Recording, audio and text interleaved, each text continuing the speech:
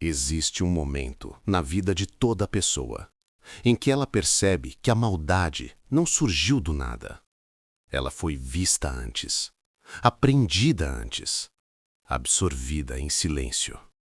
Agora imagine a seguinte cena: uma sala branca, silenciosa, sem janelas. No centro dela, uma boneca inflável em tamanho humano, sorriso congelado, olhos estáticos, corpo leve, feito para cair e voltar. Uma criança entra. Ela observa o ambiente com curiosidade natural. Nada a ameaça, nada a assusta. Até que um adulto entra logo depois. O adulto olha para a boneca e começa a agredi-la violentamente.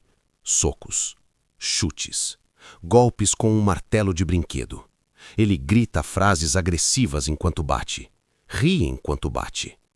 A criança observa tudo, sem falar nada, sem reagir, sem entender completamente, mas registrando cada movimento, cada gesto, cada palavra. Minutos depois, o adulto sai da sala. A criança fica sozinha. Silêncio novamente. Ela olha para a boneca, se aproxima devagar, estende a mão e então ela repete exatamente o que viu. O mesmo soco, o mesmo chute, a mesma frase agressiva. Agora me diz, essa violência nasceu dentro dela ou foi plantada ali, diante dos seus olhos? Se esse tipo de reflexão te provoca, se inscreve, porque o que você vai descobrir daqui para frente muda a forma como você enxerga as pessoas. Durante séculos, a humanidade debateu a mesma questão. O ser humano nasce bom ou mal? Filósofos discutiram, religiões tentaram responder, sistemas jurídicos foram construídos sobre essa dúvida. Mas foi apenas no século XX que a psicologia decidiu testar isso de forma prática. Não com adultos, mas com crianças. Porque se existe um lugar onde o comportamento ainda está em formação, é na infância. E foi exatamente aí que Albert Bandura decidiu olhar. Bandura não era um psicólogo comum da época. Enquanto muitos cientistas focavam apenas em estímulos e recompensas, ele acreditava que o ser humano aprendia de uma forma muito mais sofisticada. Ele suspeitava que observar era suficiente para moldar comportamento. Sem punição, sem recompensa, sem instrução direta. Apenas exposição. Isso parecia simples demais, mas se fosse verdade, mudaria tudo. Educação, parentalidade, mídia, violência social, responsabilidade coletiva. Então, ele decidiu provar. O estudo foi conduzido em 1961 na Universidade de Stanford. Bandura selecionou 72 crianças, meninos e meninas entre 3 e 6 anos, idade crucial para desenvolvimento comportamental. Cada criança seria exposta a um modelo adulto, mas não sabiam que estavam participando de um estudo sobre agressividade. Para elas, era apenas uma brincadeira. Só que o que aconteceria ali dentro se tornaria um dos experimentos mais perturbadores da psicologia moderna. Cada criança era levada individualmente para uma sala cheia de brinquedos. Havia carrinhos, blocos, bonecas menores e, no centro, a boneca Bobo. Grande, inflável, humanoide, feita para ser atingida e voltar à posição original. Mas naquele momento ela estava intacta, imóvel, quase simbólica, como se esperasse algo acontecer. Então o adulto entrava e a encenação começava. No grupo experimental agressivo, o adulto começava a agir de forma progressivamente violenta. Ele não apenas batia, ele dramatizava a agressão. Socava repetidamente, chutava com força, usava objetos, jogava a boneca no chão, sentava em cima dela enquanto golpeava e gritava frases específicas. Chute ela, acabe com ela, ela merece apanhar. A criança observava tudo, em silêncio absoluto, sem saber que aquele momento estava sendo gravado, não em câmeras apenas, mas dentro da própria mente. Aqui está o ponto mais inquietante. O cérebro infantil é altamente plástico. Ele absorve padrões com velocidade impressionante. Neurônios espelhos são ativados quando observamos ações. Eles simulam internamente o que vemos externamente. Ou seja, a criança não estava apenas assistindo, ela estava neurologicamente ensaiando o comportamento, sem perceber, sem intenção consciente, aprendendo apenas vendo. Depois da demonstração, a criança era levada para outra sala. Mas antes disso, os pesquisadores criavam uma frustração artificial. Eles deixavam a criança brincar com brinquedos muito atrativos e logo depois retiravam tudo, dizendo que aqueles brinquedos eram para outras crianças. Isso gerava tensão emocional, irritação leve, energia acumulada. E então ela era levada para a sala final, onde estava novamente a boneca bobo, sozinha, esperando. Esse era o momento que definiria o experimento, sem adultos demonstrando, sem instruções, sem incentivo. Apenas a criança e a memória do que viu minutos antes. Bandura queria descobrir: a agressividade era apenas uma reação ao momento ou algo aprendido por observação? A resposta viria em segundos e chocaria o mundo acadêmico. A criança está sozinha. A sala parece maior agora. Os brinquedos ao redor não têm o mesmo brilho. Há algo diferente no ar. Ela olha para a boneca. A boneca não reage, não provoca, não ameaça, mas carrega algo invisível, a memória do que acabou de acontecer. E então vem o gesto. Um toque, um empurrão leve, talvez um teste, talvez curiosidade, mas em muitos casos não foi leve, foi direto. Um soco, depois outro e outro. As crianças que haviam observado o modelo agressivo reproduziram com precisão impressionante os movimentos vistos. O mesmo chute lateral, o mesmo soco na cabeça, o mesmo martelo de brinquedo sendo levantado acima da cabeça. Mas o que realmente chocou Bandura não foi apenas a cópia, foi a espontaneidade. Ninguém pediu, ninguém incentivou, ninguém disse que era permitido. Elas simplesmente fizeram. E não só isso, elas repetiram as mesmas frases agressivas, com a mesma entonação emocional. Isso significa que não estavam apenas imitando movimentos, estavam internalizando o comportamento. Aqui está o ponto que mudou a psicologia. Aprender não exige experiência direta. Aprender não exige reforço. Aprender pode acontecer apenas por observação. Bandura chamou isso de teoria da aprendizagem social, ou mais tarde, teoria social cognitiva. Ele mostrou que o comportamento humano é influenciado por 3 fatores interligados: ambiente, cognição e ação. Um influencia o outro constantemente. Isso significa que não somos apenas produto de recompensas e punições, somos produto de modelos. E modelos moldam identidade.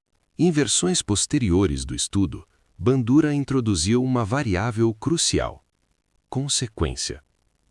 Algumas crianças viram o adulto agressivo ser punido.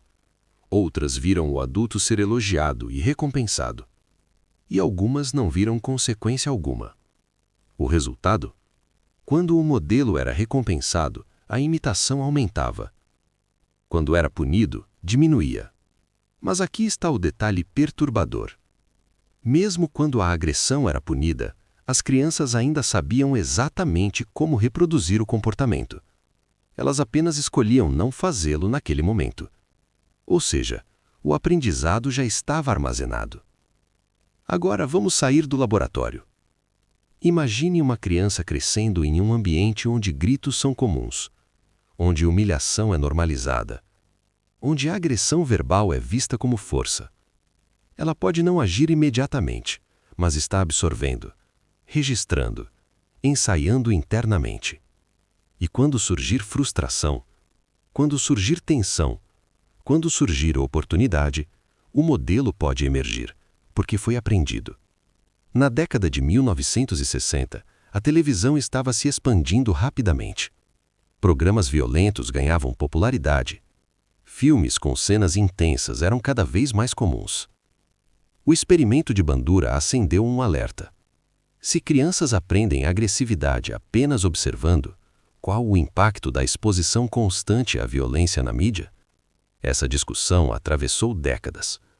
Até hoje, debates sobre jogos eletrônicos, filmes, redes sociais e discursos online carregam a sombra da boneca bobo. Existe algo biologicamente fascinante aqui. O cérebro humano possui neurônios espelho. Eles são ativados tanto quando realizamos uma ação, quanto quando observamos alguém realizando. Isso significa que, neurologicamente, observar é quase ensaiar. A criança que viu o adulto bater ensaiou internamente cada movimento. Sem precisar tocar na boneca, sem precisar testar. O cérebro já estava praticando. Quando a oportunidade apareceu, o comportamento saiu. Se comportamento pode ser aprendido por observação, então o mal não é necessariamente inato. Ele pode ser transmitido. Silenciosamente. Sutilmente. Sem intenção explícita. Isso muda completamente o debate moral, porque implica que a responsabilidade não é apenas individual, é coletiva. Cada ação que você realiza pode se tornar modelo para alguém, mesmo que você nunca perceba. Talvez o erro seja pensar que isso é apenas sobre infância. Adultos também aprendem por observação. Funcionários aprendem observando líderes. Cidadãos aprendem observando governantes. Filhos aprendem observando pais. Seguidores aprendem observando influenciadores. A diferença é que adultos têm mais filtros conscientes, mas o mecanismo permanece. Observação, internalização, reprodução. Muitas pessoas acreditam que são totalmente autônomas, que suas atitudes são puramente individuais. Mas quantos dos seus comportamentos são realmente seus? Quantos foram aprendidos? Quantos são ecos do ambiente onde você cresceu? Quantos vieram de modelos que você admirava? O experimento da boneca bobo não é apenas sobre agressividade infantil. Ele é sobre influência invisível. Claro, o estudo recebeu críticas.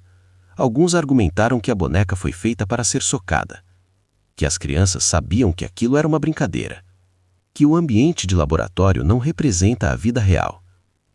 Mas estudos posteriores reforçaram o princípio da aprendizagem observacional, e a teoria de Bandura tornou-se uma das mais influentes da psicologia moderna.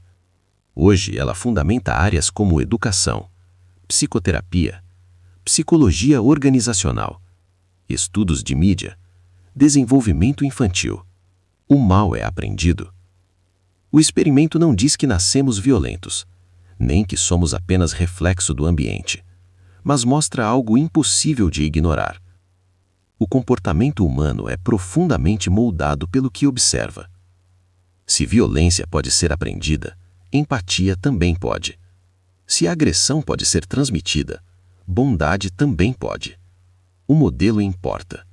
Sempre importou. Talvez a pergunta mais poderosa não seja: o mal é aprendido? Mas sim, que tipo de comportamento estamos ensinando sem perceber? Pais, professores, líderes, criadores de conteúdo, políticos, amigos. Cada gesto vira referência. Cada reação vira exemplo. Cada explosão vira padrão. A boneca bobo ficou famosa, mas o verdadeiro experimento nunca acabou. Ele continua. Em casas, em escolas, em empresas, em redes sociais, em cada espaço onde alguém observa outro alguém. Nós somos observadores e somos modelos. Ao mesmo tempo, uma sala branca, uma boneca inflável, um adulto, uma criança, um gesto violento e uma descoberta que ecoa até hoje. Talvez o mal não nasça pronto. Talvez ele seja ensinado. E se é ensinado, pode ser interrompido. Mas isso exige consciência e coragem. porque significa admitir algo desconfortável. Estamos moldando mentes o tempo todo, mesmo que não percebemos. Para entender o impacto do experimento da boneca bobo, precisamos voltar no tempo. Década de 1950. A psicologia era dominada por uma corrente chamada behaviorismo.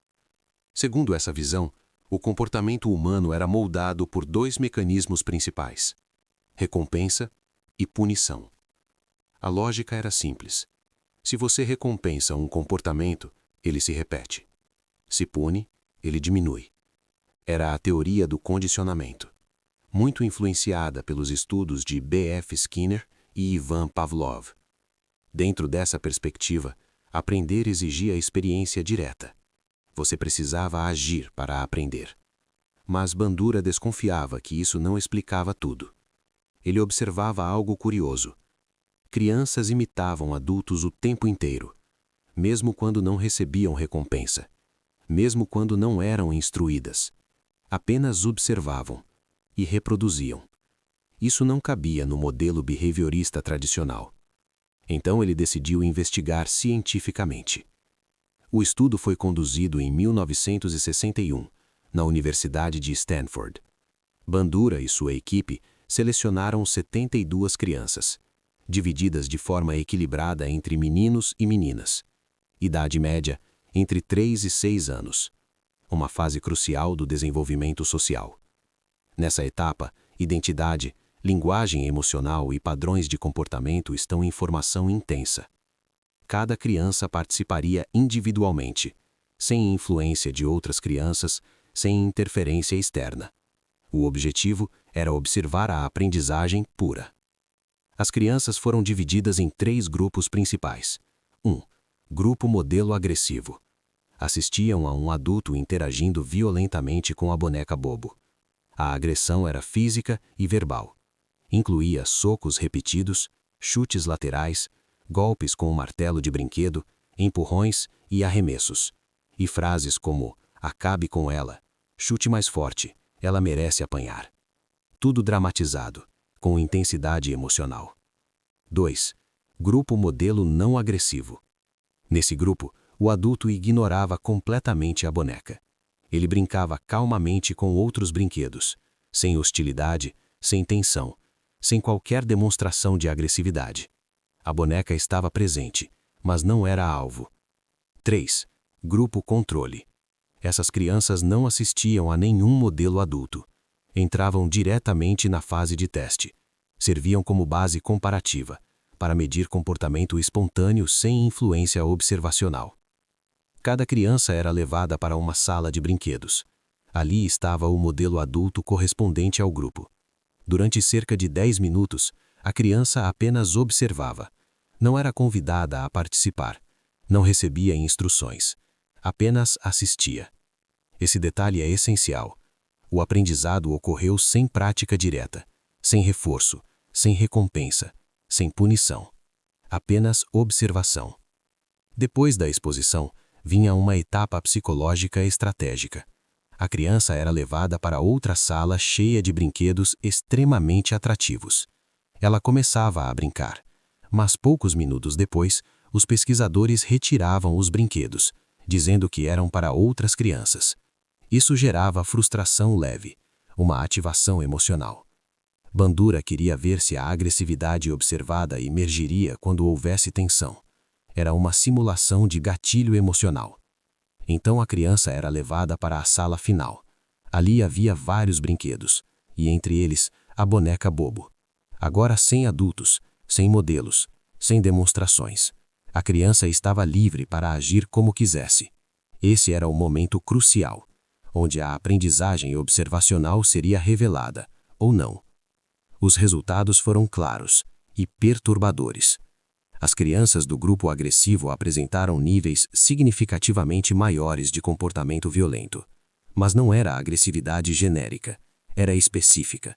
Elas imitavam exatamente o que viram. Mesmos golpes, mesma sequência, mesmos objetos, mesmas frases. Isso demonstrava que não era apenas descarga emocional, era reprodução comportamental. Bandura também analisou diferenças de gênero. Os dados revelaram algo interessante. Meninos exibiram níveis mais altos de agressividade física, especialmente quando o modelo agressivo era masculino. Isso sugere identificação com o modelo. A criança imita mais o que percebe como semelhante. Meninas também imitaram agressões, mas com menor intensidade física, embora reproduzissem agressões verbais com frequência semelhante. Ou seja, o modelo influencia, mas a identificação com ele amplifica o efeito. Esse ponto é central. Não é qualquer comportamento observado que vira aprendizado. Modelos com autoridade simbólica têm mais impacto. Adultos, pais, professores, líderes, ídolos, influenciadores. A criança não imita apenas o que vê. Ela imita quem admira, ou quem percebe como referência. Os números foram contundentes. Crianças expostas ao modelo agressivo exibiram muito mais: agressões físicas imitativas, agressões físicas não imitativas, agressões verbais e comportamentos hostis indiretos, enquanto o grupo não agressivo apresentou níveis drasticamente menores, e o grupo controle permaneceu no nível basal. Isso provou experimentalmente: a observação altera comportamento. Após a publicação do estudo, educadores ficaram alarmados.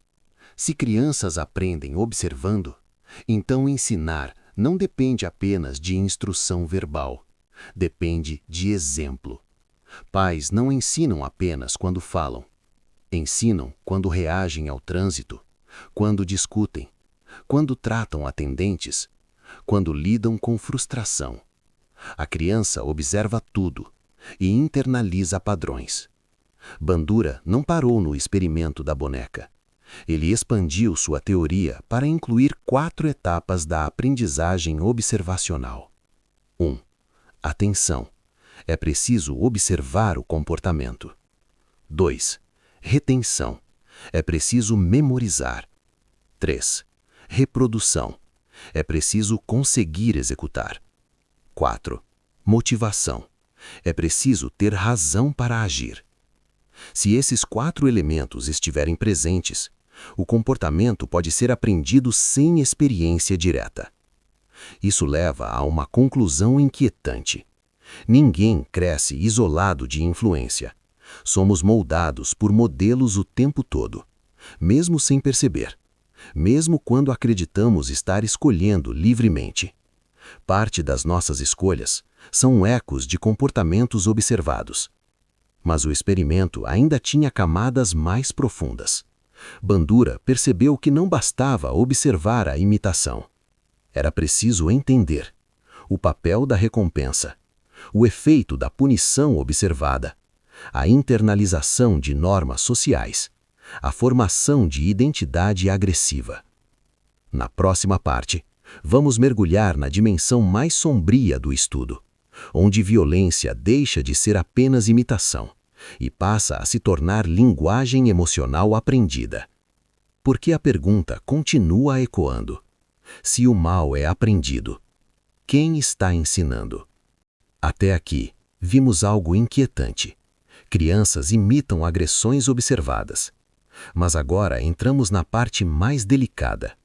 Bandura queria entender não apenas se elas copiavam, mas quando escolhiam copiar. E isso envolve algo muito mais complexo do que simples imitação. Envolve julgamento, avaliação de consequências e construção moral. Na segunda fase do estudo, Bandura introduziu 3 cenários diferentes após a demonstração agressiva do adulto. 1. Em um cenário, o adulto era recompensado pela agressão. Recebia elogios, era chamado de forte, ganhava doces. Em outro, o adulto era punido, era repreendido, recebia críticas, era retirado da sala.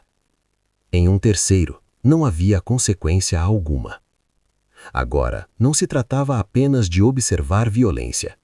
Tratava-se de observar o que acontecia com quem age violentamente. E isso muda completamente a equação psicológica. As crianças que viram o adulto ser recompensado imitaram mais. As que viram o adulto ser punido imitaram menos. Mas aqui está o ponto crucial. Quando os pesquisadores ofereceram recompensas às crianças para que reproduzissem o comportamento agressivo, todas sabiam exatamente como fazer. Mesmo aquelas que não haviam demonstrado agressividade espontaneamente. Isso significa algo perturbador. Elas haviam aprendido. A diferença estava apenas na decisão de executar. Ou seja, a moralidade não impediu o aprendizado. Ela apenas modulou a ação. Bandura chamou esse fenômeno de reforço vicário. Aprendemos não apenas com as consequências das nossas ações, mas com as consequências das ações dos outros. Observamos, calculamos e decidimos. Isso transforma o ser humano em um avaliador social constante. Nós estamos sempre analisando. Se eu fizer isso, o que acontece comigo? Mas muitas vezes a resposta vem da observação do que aconteceu com outra pessoa. Agora, amplie a lente. A sociedade inteira funciona como um laboratório. Se líderes agressivos são recompensados com poder, se discursos violentos geram aplausos, se humilhação vira entretenimento, o que estamos ensinando? Mesmo que não estejamos dizendo explicitamente, seja agressivo. Estamos demonstrando. A agressividade funciona. E isso molda comportamento coletivo. Na infância, a identidade ainda é fluida. As crianças estão aprendendo. Quem sou eu? Como devo agir? O que é aceitável? O que é admirado? Modelos externos ajudam a responder essas perguntas. Se a força é associada à violência, se o respeito é associado ao medo, se a atenção é conquistada pela agressão, esses padrões podem se integrar à identidade emergente. Estudos posteriores mostraram que o aprendizado observacional ativa áreas cerebrais relacionadas à empatia, planejamento motor e processamento social. Quando observamos alguém agir, o cérebro simula internamente a ação. Isso cria um mapa comportamental. Mas além do mapa motor, existe o mapa emocional. A criança não aprende apenas o gesto, aprende o clima emocional associado. Se o adulto ri enquanto agride, a agressão é vinculada a prazer. Se é recompensado, é vinculada a sucesso. Isso altera o significado da ação. Muitos adultos acreditam que não são influenciáveis, que possuem identidade fixa, mas pesquisas mostram que ambientes influenciam comportamento de forma profunda. O experimento da boneca Bobo revela um princípio simples. Exposição repetida normaliza. O que antes parecia chocante, com o tempo pode parecer comum, e o comum deixa de gerar resistência. Após o estudo, políticas educacionais começaram a mudar. A ideia de que professores devem modelar comportamento positivo ganhou força. Não basta ensinar empatia, é preciso demonstrar empatia. Não basta falar sobre respeito, é preciso agir com respeito. Porque crianças não aprendem apenas pelo discurso, aprendem pelo exemplo. Décadas depois, o debate sobre violência na mídia continua. Filmes, jogos eletrônicos, redes sociais, discursos polarizados. A pergunta que ecoa desde 1961 ainda está viva. Exposição à agressividade aumenta comportamento agressivo? A resposta não é simples. O experimento não diz que toda exposição gera violência automática, mas mostra que comportamento pode ser aprendido pela observação e que a percepção de recompensa influencia a execução. Isso coloca a responsabilidade em algo maior do que o indivíduo. Coloca a responsabilidade no ambiente. Bandura também aplicou princípios da aprendizagem social em estudos com adultos. Funcionários imitam líderes, alunos imitam professores, seguidores imitam figuras públicas. Ambientes organizacionais refletem comportamentos do topo. Se o líder age com agressividade, A cultura tende a reproduzir esse padrão, mesmo sem ordens explícitas. Agora entramos na parte mais profunda. Se comportamento pode ser aprendido por observação, então o mal pode ser transmitido culturalmente, não geneticamente, não como destino, mas como padrão social. Isso desloca o debate moral. Não se trata apenas de punir indivíduos, mas de analisar quais modelos estão sendo oferecidos. Somos capazes de empatia, mas também somos capazes de crueldade, e ambos podem ser aprendidos. A mesma estrutura psicológica que permite aprender violência, permite aprender compaixão. Isso significa que o ambiente não apenas corrompe, ele também pode elevar. O modelo determina a direção. A boneca bobo virou símbolo, mas o verdadeiro espelho é a sociedade. Toda criança observa, todo adolescente observa, todo adulto observa. Estamos sempre absorvendo padrões, e às vezes reproduzimos sem perceber de onde vieram. Chegamos então à pergunta central. Se o mal pode ser aprendido, ele também pode ser desaprendido? Se somos moldados por modelos, podemos escolher novos modelos? Porque talvez o experimento da boneca bobo não seja apenas sobre agressividade infantil. Talvez seja sobre cada um de nós.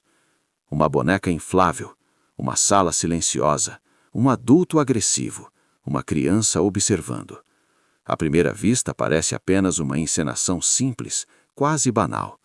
Mas o que Albert Bandura revelou ali não foi sobre brinquedos, foi sobre a estrutura invisível do comportamento humano. Porque o que estava sendo testado não era a boneca, era a mente. E o que ela absorve, mesmo quando ninguém percebe. O experimento mostrou algo impossível de ignorar. O ser humano aprende observando. Antes de agir, ele assiste. Antes de decidir, ele registra. Antes de repetir, ele internaliza. Isso significa que o comportamento não nasce apenas da experiência direta. Ele nasce da exposição. E isso muda tudo. Se o mal fosse puramente individual, bastaria punir quem o pratica. Mas se ele pode ser aprendido, então ele também pode ser ensinado. E se é ensinado, a responsabilidade deixa de ser apenas de quem executa, passa a ser também de quem modela. Cada comportamento exibido em público pode se tornar referência privada para alguém. A sociedade inteira funciona como um grande sistema de espelhos. Crianças observam pais, alunos observam professores, funcionários observam líderes, cidadãos observam governantes, seguidores observam influenciadores. O comportamento dominante de uma cultura se replica, às vezes lentamente, às vezes explosivamente, mas sempre silenciosamente no início. Um dos efeitos mais perigosos da aprendizagem observacional é a normalização. Quando um comportamento é visto repetidamente, ele perde o choque inicial, depois perde a resistência, depois perde a rejeição, até se tornar comum. O que antes parecia inaceitável passa a parecer parte do cotidiano. É assim que culturas inteiras podem absorver padrões violentos sem perceber. Neurocientificamente, observar e fazer ativam circuitos semelhantes. Isso significa que exposição constante cria familiaridade neural. A mente se acostuma e o que é familiar parece menos ameaçador, menos errado, menos grave. É por isso que ambientes moldam percepção moral. Aqui entra uma virada importante. Bandura não concluiu que estamos condenados à violência observada. Ele concluiu que somos influenciáveis. E isso vale para ambos os lados. Se agressividade pode ser aprendida, empatia também pode. Se hostilidade pode ser modelada, respeito também pode. O mecanismo é o mesmo. A direção depende do exemplo. Crianças expostas à cooperação tendem a cooperar. Crianças expostas a cuidado tendem a cuidar. Crianças expostas a diálogo tendem a dialogar. O cérebro aprende padrões emocionais junto com comportamentais. Isso significa que cada gesto de empatia observado também é internalizado, mesmo quando parece pequeno. A diferença entre repetição automática e escolha consciente está na consciência. Quando entendemos que somos influenciados, ganhamos poder de filtrar. Podemos perguntar: isso é meu ou aprendido? Quero manter ou transformar? O experimento da boneca bobo não remove responsabilidade individual, mas mostra que ela começa antes da ação. Começa na observação. O estudo é frequentemente associado à infância, mas seus efeitos atravessam a vida inteira. Ambientes corporativos, por exemplo, são moldados por modelagem comportamental. Se líderes gritam, a cultura grita. Se líderes humilham, a cultura humilha. Se líderes respeitam, a cultura respeita. O topo modela o comportamento da base. Então voltamos à pergunta que abriu o episódio. O mal é aprendido? Talvez a resposta mais honesta seja: ele pode ser, mas não apenas ele. O ser humano aprende padrões emocionais e comportamentais do ambiente. Somos moldáveis, adaptáveis, influenciáveis. Isso é perigoso, mas também é esperançoso, porque significa que mudança é possível. A boneca bobo ficou em Stanford, mas o experimento continua acontecendo. Em casas, em escolas, na internet, na política, na cultura, em cada lugar onde alguém observa outro alguém. Nós somos simultaneamente observadores e modelos. Talvez a pergunta mais profunda não seja científica, mas íntima.